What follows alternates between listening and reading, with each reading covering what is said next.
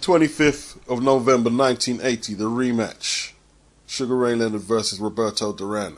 This fight was a little different from the several matches that the Four Kings participated in. If you don't know who the Four Kings are, we're talking Thomas the Hitman Hearns, Roberto Hands of Stone Duran, Sugar Ray Leonard, and Marvelous Marvin Hagler. Because even if you didn't know boxing or know a word of Spanish, you probably knew two words, unless you were living in a cave in 1980. And that was no mas, no mas, translated into no more. Amid the post-mortem or post-mortems following the fight in Montreal, Don King conceded that Leonard's representatives had done a superior job of negotiating. Now King reminded the press the following morning that Duran was in a position to dictate terms of the rematch. "We assume they're going to be fair," said King, who held the promotional rights to Duran Leonard too. "It's like a mirror." Mr. Trainer was quite adamant in his negotiations for the first fight and did a splendid job for Sugar Ray Leonard. "I'm sure that Mr. Eleta and I can do the same for Roberto Duran." Initially, it was by no means clear that there would be a rematch, as Duran embarked on a profligate celebratory tour that would take him and his partying posse from Montreal to Panama and then back to New York. A disappointed and confused Leonard headed off to Hawaii to ponder his own future. Leonard said he ran on the beach every day and ran into people who would say, "You know what, if you'd fought your fight, you would have won." Leonard said the more he thought about it, the more he realized they were right. Even though he had willingly slugged it out with Duran, he began to realize it was still a close fight. If he could come close to beating Duran, or Manos Piedra, while fighting Duran's fight, what would happen if he fought his own fight? Juanita Leonard told Duran's biographer that for a week Ray never said anything. Then one day he said, "I've got something to tell you, sweetheart. I cannot quit fighting." Juanita looked at Ray and said, "It took you a while, didn't it?" He was 25 years of age. There was no way he was going to quit. "The conversation is accurate," said Leonard. "But by the time I told Juanita, I had already phoned Mike Trainer and told him I wanted the rematch." When Leonard told Trainer he wanted to fight Duran again, he also told him to try to make the fight right away. "That was calculated on my part," admitted Leonard. "I knew Duran was overweight and partying big time. I've done some partying myself, but I know when to cut it out. I said to Mike, let's do it now, ASAP. In retrospect, it was pretty clever of me." Well, Ray, it was clever. And you are a very intelligent boxer. In and out of the ring. Let's make no mistake about that. Ray Leonard is one of the most cleverest boxers outside the ring ever. Get Duran back in the ring ASAP, knowing he blows up between fights. Pray to Marvin Hagler for how long? Was it 7 years until he saw the deterioration against John the Beast Mugabe?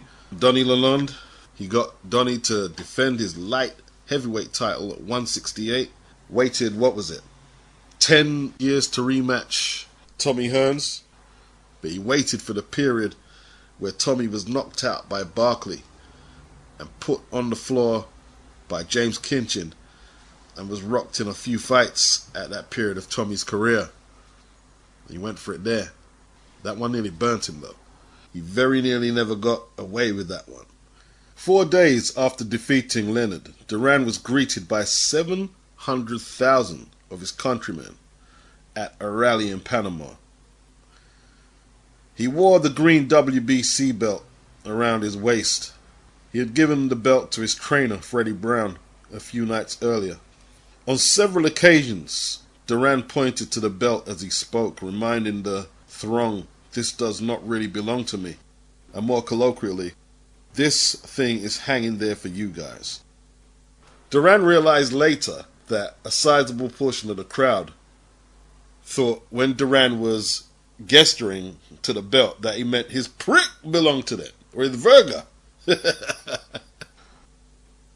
From Panama, Duran returned to New York, where he and his friends continued a celebration that lasted the entire summer.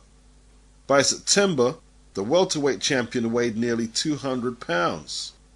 In the meantime, King and Aletta had managed to strike a bargain with trainer that was favourable to their client in every respect, apart from the rematch would take place in November, but with Duran on an $8 million guarantee.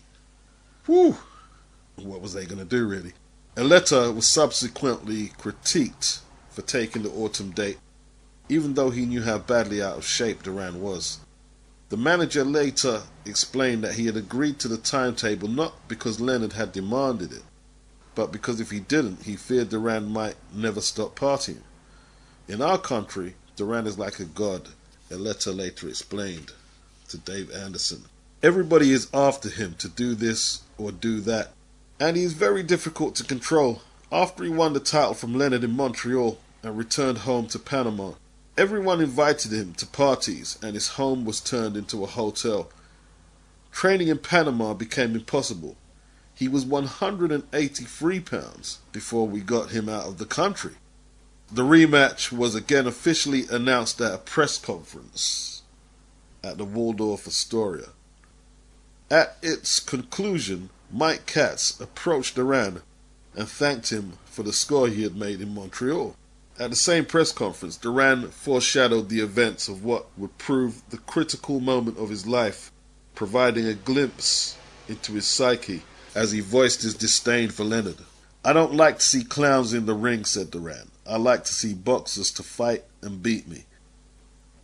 You have to come into the ring and fight me." He goes into the ring and tries to imitate Ali, but an imitator is a loser. "It was a little tougher getting Duran into fight camp," recalled Bobby Goodman.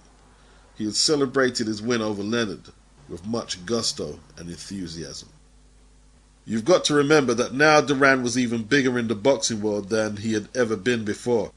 He had now reached a legendary status that transcended the Latino community, and even the sport itself. It made no difference that he didn't speak English. He was Roberto Duran. They eventually got Duran to Grossinger's gym. He went to work, though it was evident that he wasn't working as hard as he did for the first fight. It was autumn and the mornings were getting colder. Sometimes Freddie had a hard time getting him out of bed. This time, Don Morgan served as Duran's principal sparring partner.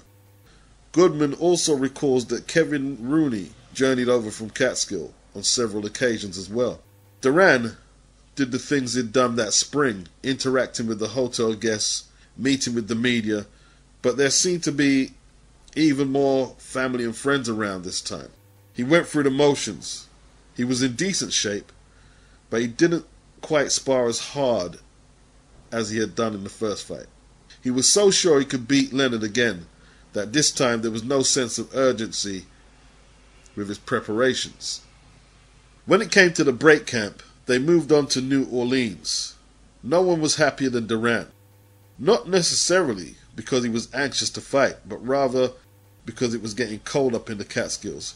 He was eager to get back to a more hospitable climate.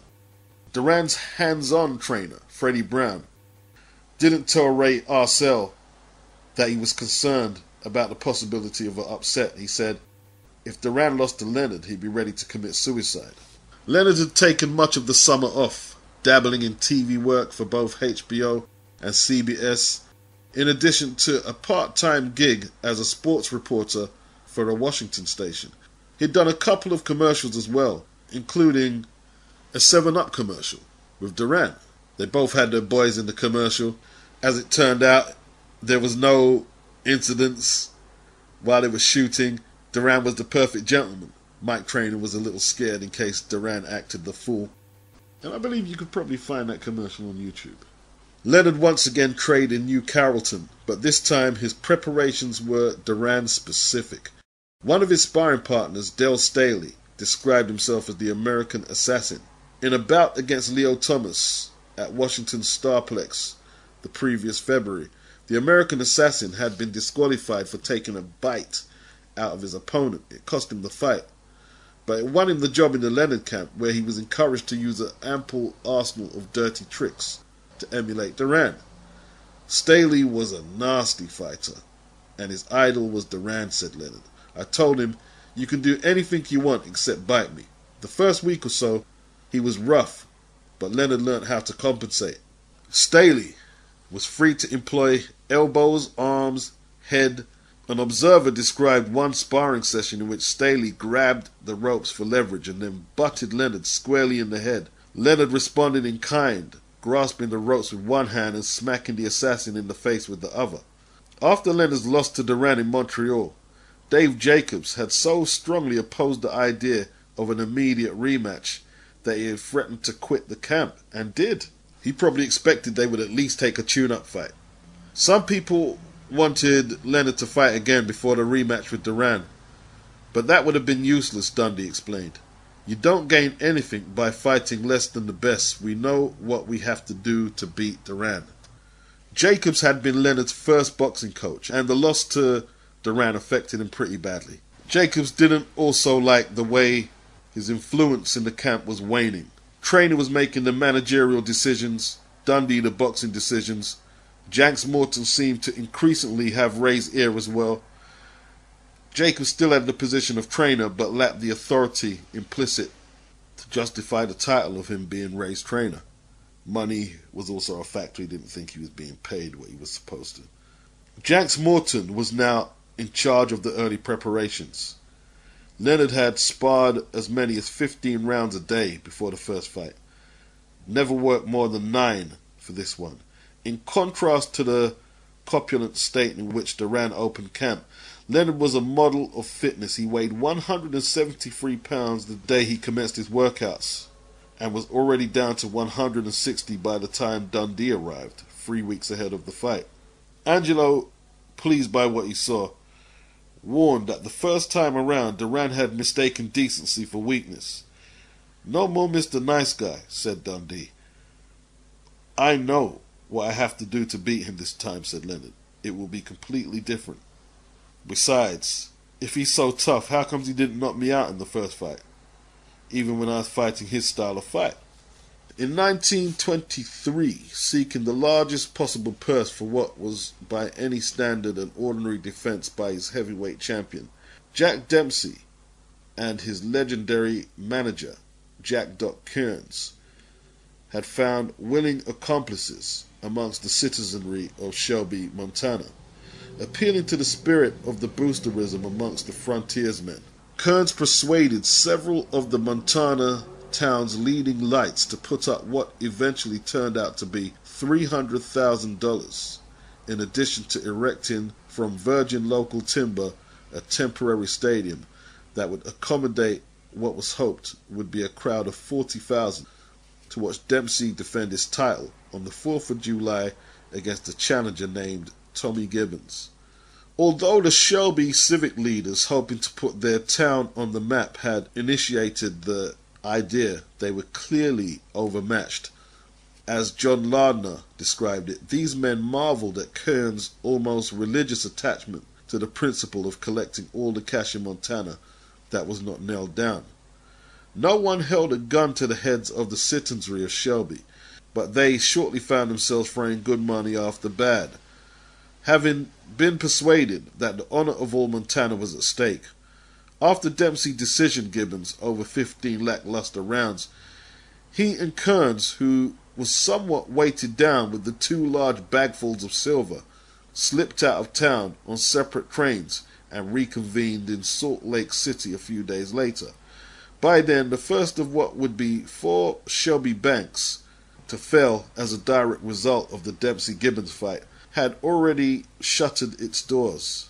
The town fathers, who had hoped to render the town's name a household word, had inadvertently done so. Forevermore, Shelby will now be ingrained as a noun and as a verb in the lexicon of boxing. And nobody could Shelby the way Don King could Shelby. Early on in the proceedings, it became clear to the world's greatest boxing promoter that in spite of intense interest in the Duran rematch, he had a box office dog on his hands. Duran demanded and got a bigger purse for this rematch, $8 million, Leonard $6 million. Now all Don King had to do was now find the $14 million to pay for both men. Don King, with another masterstroke like his predecessor Jack Kearns, who had driven up the price of poker with fictitious reports of a $500,000 offer from Madison Square Garden to stage the Dempsey and Gibbons fight, King fueled a similar bidding war by obtaining a modest site fee offer from Caesar's Palace, then using it to play the Astrodome in Houston and the Louisiana Superdome off against each other. The Superdome won for a mere $17.5 million. King, with breathing space now, obtained foreign rights television sales, which he shared with Neil Gunn, the Superdome official, who had been the point man in putting together the financing of the New Orleans enterprise. The expectation of a 79,000-seat capacity crowd, though, took a hit, which didn't become apparent until the week of the fight. Mike Trainer said Neil Gunn was a nice guy, but he messed up here. He overpaid for the fight. In fight week, Duran said he's going to close Leonard's mouth. Leonard said, "If I fight my fights, I win." He said he gained at least 5 years of pro experience in that one night in Montreal. The press section was filled with writers. King provided complimentary tickets for Larry Holmes, Ken Norton, Michael Spinks, and Sol Mamby, and made sure that the boxers were prominently seated together at ringside. Hearns and Emmanuel Stewart had travelled to New Orleans when word reached King that Hearns was in town. King had a message for the WBA welterweight champion. "If Tommy wants a ticket," said the world's greatest promoter, "let him buy one." "Hoo-hoo. We were just there to create some tension," said Stewart. "It was clear to me by then that Tommy and Ray were going to fight eventually." Stewart said that he expected Ray to win the rematch. September 1980, Marvin Hagler held up his two fists and declared, "This time, I'm bringing my own two judges with me." 10 months had passed since he drew with Antuofermo, and now Hagler was in England, once again poised to take the middleweight championship of the world, but this time there would be a different dance partner, the 160-pound champion, Alan Minter. Hagler's first title attempt against Antuofermo was on the Leonard Benitez as a joint bill in Vegas the previous November. Minter at the time was the WBC's top-ranked contender. The Englishman presumably loomed as the next challenger for the winner, accompanied to Vegas by his father-in-law and trainer, Doug Bidwell. Minter was a ubiquitous presence at Caesar's Palace that week. In Vegas, Minter and Bidwell seemed inseparable. One night, the English boxer and his father-in-law brazenly strode through Caesar's Palace with matching hookers on their arms. Under normal circumstances, the controversial nature of the Antuofermo draw might have put Hagler in line for an immediate rematch. But since Vito the Mosquito, as Hagler dubbed him before they fought, held both the WBC and WBA titles, which were the only two world titles in play at that time, he was first obligated to defend against Minter. The fight took place in March 1980, produced one of the most bizarre scoring discrepancies that the sport has seen. Two judges, including one who scored the fight 7-5-3 in rounds for Antuofermo, had it reasonably close. The third, Ronald Dakin from England, scored the fight 149-137 or 13-1-1 for Minter. That one-sided scorecard, coupled with allegations of misconduct on Dakin's part, rendered Antuofermo's rematch position even more compelling than Hagler's. When Antuofermo fought Minter, Minter won the fight, but the English judge kept signalling to the British television people after each round, according to Bob Arum. When the television tapes confirmed that, the WBC ordered an immediate rematch. Jose Suleiman also announced that Dakin would never judge another WBC title fight. But it didn't take him long to relent. Barely a year later, Dakin was back in a judge's seat when light heavyweight champion Matthew Saad Muhammad nearly took Zambian Lotte Mawali's head off. You go watch that KO online. Matthew Saad Muhammad. Yeah, serious knockout. The English were delighted, of course, because Minter got another payday.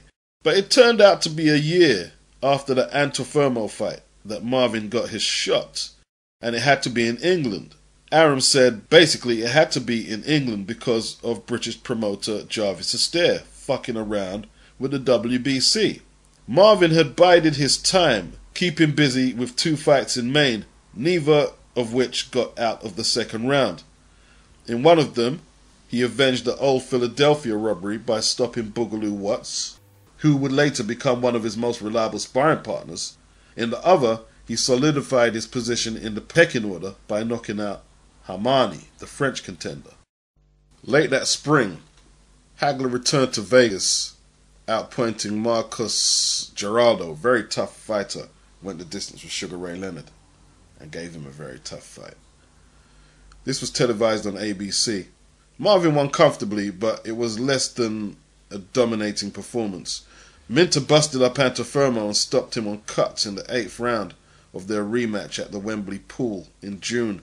The contrast in performances combined to produce a growing confidence amongst British boxing fans that Minter represented the real goods amongst the middleweights and that Hagler, by implication, did not. By the time he got to England, Hagler's sparring partners had been reduced to 2 journeymen, Danny Snyder and Marvin's younger brother Robbie Sims, who had made his pro debut earlier that year. Snyder, like Minter, was a southpaw, while Robbie, in emulation of his elder brother, was essentially ambidextrous and could produce a fair approximation of the Englishman's style. Why are they saying Robbie Sims was a journeyman and he just made his debut? Not sure. Snyder had been in England once before when Mike Baker challenged another left-hander, Maurice Hope, for the WBC junior middleweight title a year earlier. Danny had been the American's principal sparring partner in a session at the Elephant and Castle a few days before the Hope fight. Snyder accidentally knocked Baker out, cold. It had not been a public rehearsal, but several eyewitnesses from the seemingly omnipresent London fight mob remembered him at Hagler's first workout at Freddie Hill's gym on the 2nd floor of a Battersea pub. The Fleet Street crowd spent as much time interviewing that bloke who knocked out Baker in the gym as they did the American challenger. Aram had offered Sims a spot on the undercard, but Goody and Pat Petronelli rejected the idea on the grounds that concern about his younger brother could prove a distraction to Marvin. Instead, Robbie's next fight took place 5 nights later in the States, where he knocked out Danny Heath in the first round on Rip Valente's life card at the Boston Garden, staged to accompany the Holmes Ali closed-circuit telecast at the old Causeway Street edifice.